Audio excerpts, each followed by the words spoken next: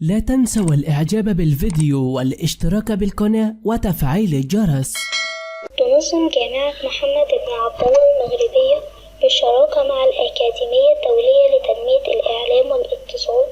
يومي 4 و5 نوفمبر المقبل بمدينة إسوان المغربية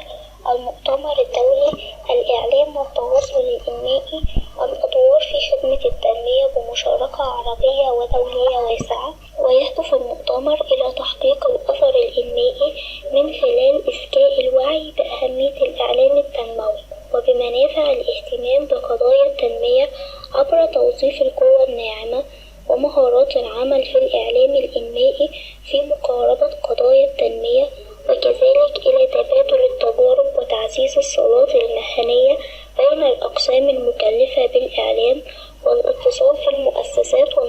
والمنظمات الوطنية والدولية المانحة،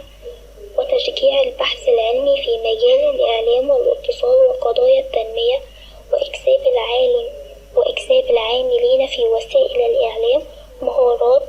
إنتاج المحتوى الإعلامي.